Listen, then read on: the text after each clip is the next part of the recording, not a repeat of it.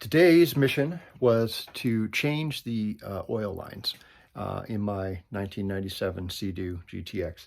And I was really nervous about getting, I'm going to flip the camera around and show you, but I was really nervous about this job. So I posted some questions on the user groups and they were pretty helpful. So I'll show you what I've done so far. So far, here are my old lines. Let's see if I can get them out. There's the end that was in the pump. And there's the two ends that were in, that were actually in the cylinders. So this one right here, that you can still see that sleeve that's around it. The other ones, they are gone. So I was really concerned. I didn't know how to, actually this one still has the sleeve on it. That one still has the sleeve right there. And it is, I think it's a metal sleeve. I'm going to put these back in the thing because they're still leaking some oil. So, and I don't want to get oil all over the place. So basically, we get the light behind me here. There's the oil pump down there. Let's see if I can just do this so I can point at it. The oil pump is right down there. I think you can probably see it right there. And there are the two nipples, and they came off of there, and one runs around to here on the first cylinder, and the other one's going to be, the other one's blocked by my paper towel, or my towel that's stuffed in my carburetor hole, or not my carburetor, my cylinder holes to keep stuff out. It's right there. Anyway, you can't hardly see it. It's right there. Oh, you can't see it. Oh man, sorry. Anyway, right there. Okay, so I am going to cut the new hose and get that installed. I have the new hose from OSD Marine, complete with little ear clamps, which I hate, but hopefully they'll just crimp on, no problem. So this part of the job should be pretty easy. The other thing I'm going to do is down here, you can see my oil line, which, let me get my screwdriver so I can use that as a pointer again. So I'm going to change this oil filter. So I'm going to clamp right here, and I'm going to clamp right there. And I am going to take that out, put in the replacement that I have right here, and hopefully that'll go smoothly and I won't get oil all over the place, but I'll do my best. So I'm going to put the camera up on the little holder when I do that, and hopefully you can see that. And then I am going to, once I get all that done, I think I'm going to take I'm going to bleed the pump with the bleed screw and hopefully get the air out. And then I'm going to see about taking the pump off the motor and doing the little trick with the drill going backwards to prime the lines over to the injectors. And yeah, hopefully that'll work. So we'll see. Okay. Okay, let's get that focused. I had to wrestle with that like crazy. I don't know why it's focusing in and out. I'm not sure why. There we go. Oh, no. Oh, I know why. There we go. Hold on. Okay, I wrestled with that like mental to get that out. It was so tight. I had to use a hairdryer to heat the pipe up and basically like reef on that to get it out. So what I'm going to do is I'm going to take the oil pump off now and lift it up out of there so I can get that other side of the other side of the oil filter off, and then I'll connect it back, hopefully easier than it came off. Well, we'll see. Anyway, good news is I haven't lost any oil. As you can see, I still have a little bit in the tank. And so I'm trying to do this without making a giant mess, and so far, so good. All right, I will get back to you. I'm going to take the two screws out of the pump now and take it off. Okay, so oil pump out. Oil cables off. That was already off. New filter in. Little freaky because the arrow, I don't know if you can see it, you probably can in the light. the arrow, there it is, the arrow is the opposite of the previous one. Let me just get this, it's kind of drippy, hold on a sec. Here's the previous filter, and I don't even, its arrow goes that way, and this arrow goes that way. So that was a bit trippy in the sense that I was like, you know, being new to this as I am, I was second guessing myself like crazy. So anyway, oil filter is on, pump is ready to go in terms I just have to put on my little clamps, which I'm going to do for you right now. Okay, so I've got my little ear clamps on here, and I'm not a fan of these. At least I'm not a fan of these for removing, but hopefully for putting on, they'll be a lot easier. I'm told you just basically squeeze them with side cutters, and that's it. So let's see if that's actually the case. Here we go.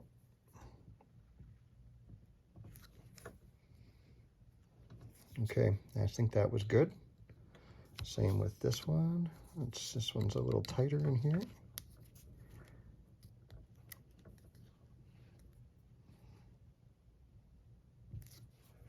Okay, I think we're good. So there we go. Those are, I don't know if they have to be any tighter. I don't think so. I don't want to go too tight, but we're definitely not. We can still move on these a little bit. Let me see if I can tighten these up. Okay.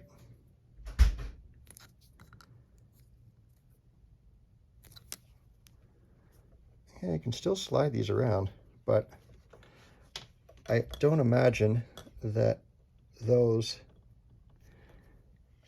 are going to give me any trouble. I can't even budge them this way, but I can still turn them this way. So they definitely, sorry, I'm out of the frame here. They definitely look good. Okay. I think we're good there. Okay. So what I'm going to do is take my oil pump, connect it to my drill. I'm going to fill up just the feed line, which is only like that long, full of oil, and then I'm going to run my drill backwards to see if just double check if the pump's working. So I'm going to move the camera down so you can see it. This is very, very unscientific, but it should give me an indication that the pump is working. Here we go. Okay, here goes take two with a better funnel setup, hopefully. Let's see. Okay. Okay, that's good.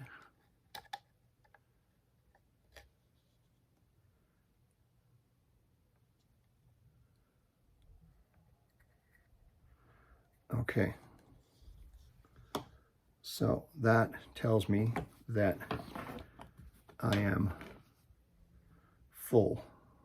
And what I need to do is bleed this pump. So I am completely unprepared, but let's see if I can open this while holding this.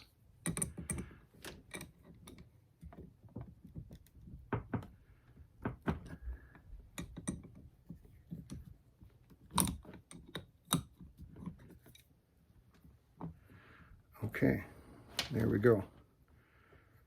That is open.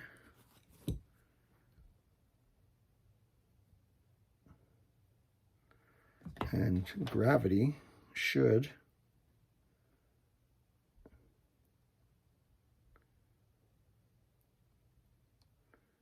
feed the air out of there. Oh my God, okay.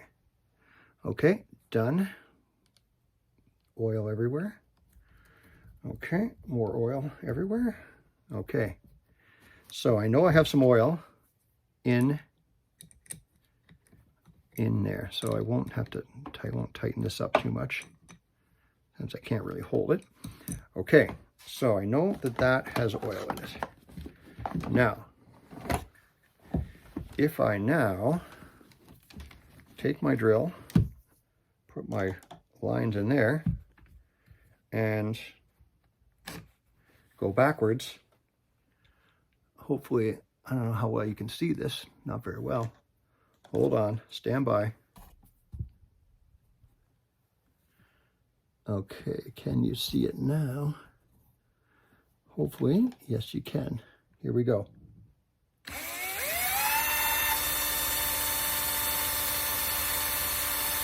All right, hopefully you can see that oil getting pushed through. That's awesome. Okay, so I know that this oil pump is working. And that is awesome. Okay. Do I want to keep going? Maybe. No, I think that's good. That's enough. Okay, so mission accomplished. We got the pump tested. It's working. I guess when I wasn't holding the throttle, it was at wide open. When I moved it way up to here, it pumped way slower. So I guess that's open and that's closed. This is my first time, so I didn't even really realize that. So in any case, got the filter put back on, got the line clamped up again. So now I'm going to put the pump back on the ski, on the motor. The one thing, this little guy here that goes into the little post that's in the, I guess that's the, whatever that part of the motor's called. It has there's a shaft that sticks there, and it's got a little reciprocal end that goes in. That, when I pulled this off, that pulled out with it, and I was able to get that back in. I know it just sits in there in a groove. So I was able to, with needle nose pliers, just kind of guide it back in. So I think it's good. So when I go to put this back on the ski, I'm going to try to get this lined up at the same angle that it's. I'll have to look in the mirror down there and see, and then get it back in there. I think it might be a little bit delicate. And once I have this back in the on the motor, we'll hook these back onto their respective cylinder posts, nipples, and hook this back up to the supply, and that should be it. So I'm going to not try to film all that, but I'll give you some shots of it as I go, and maybe some explanation. Okay, we are officially, I think, finished. So there is the pump installed again. It was a little tricky getting it back in. Main problem was just clearance for the wrenches to get the ratchet in there with the Allen ratchet attachment on it. And then I needed one small extender just to get it in there. And then my torque wrench, which is not a big torque wrench, was tricky to get in there to torque that pump down properly. Anyway, you can see I've got it in there. It's back. It's all good. Nothing's adjusted or anything on it yet. I opened the bleed screw and had oil dripping out of there, so I think we're good. You can see that my my filter is good. I still have to clip some of the twist ties there, but it's all good. I've got the paper towel underneath just for the next couple days, basically all here where I was working, just to make sure that nothing's leaking. Seems okay right now, and that filter is indeed going in the right direction, even though it's opposite the previous one. Here's the one thing that's a little different. So over here, right down where it kind of looks like the Tygons are clipped into the clip, but they're not. They're just sitting there on top of the clip because they don't really fit into that clip the way that the previous ones did. These were a little thicker, these Tygons, or the outside diameter is just a bit bigger. And so I got a little creative with twist ties and just have them sitting on top. I didn't want them flopping around, so they're just sitting there, and then they come down here, and you can see I tied them up a bit. You can see where the oil, when I was doing the oil pumping, it stopped there. because I didn't keep going. And then you can see where the one is plugged in there, and it's sticking out a little bit, that cable, but or the hose, but I think it'll be fine once the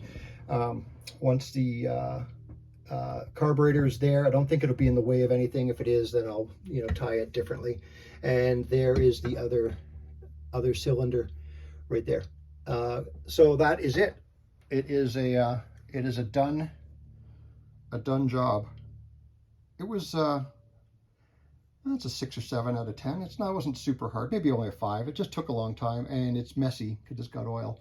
But in the end, not too bad, and I think I feel good. At least I know the pump is working, and I know that those hoses will not crack and break and not work.